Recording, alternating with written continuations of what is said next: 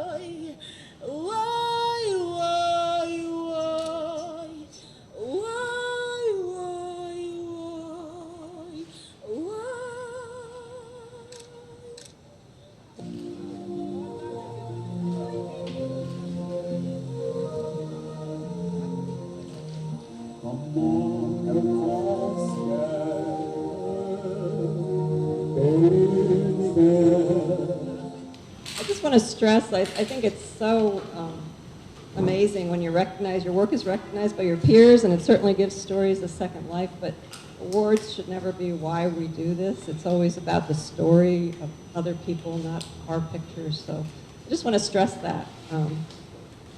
That's kind of a critical way of thinking and approaching our jobs. It's about the narrative of others.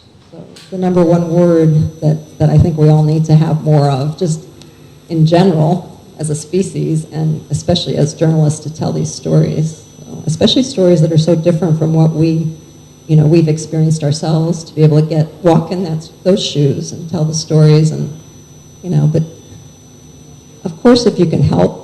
As a nurse, you're hands-on, you're helping, and I always believe if you can help, you don't just stand back and take pictures. You help first. I mean, I've been on stories, usually there's always rescue, first responders, there's people there that are doing their job, and I can do my job, the photograph. But if there's, I've taken kids to hospitals, I've thrown people in my car that were wounded. I mean, you got to help first, for sure. Professionalism, when you go to shoot a war scene like this, somebody's suffering. Do you as a photographer, do your duty as a photography job, or would you show your humanity and save their lives and leave the profession aside? There is a constant discussion, debate on these kinds of issues. What is your take on that? introspective and hands-off and don't change the situation and document reality, which of course we should, that's our role, but if it's a matter of life and death, I mean, if you can, like I said, if you can help someone, I think that's number one priority. I mean, yeah, you may have to give up the pictures then if you become part of the equation, but yeah, you don't let someone die and take a picture of it, I hope. Oh, I'd love to spend more time. Kashmir or something. Well, I'd like to go to Kashmir. I heard it's incredibly hard to get in, but yeah, I'd love to do more stories in India. I've spent time a long time ago for the Post just doing feature stories on different parts of India, and then I came to cover Mother Teresa's funeral, but that's forever ago, so yeah, I'd love to explore more if I could.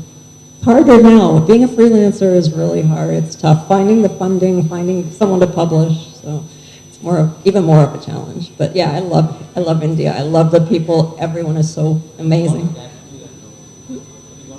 No, I haven't been to Kashmir. No, I've been watching it, but I haven't been there. From what I hear, it's incredibly hard to get in as a journalist. Yes.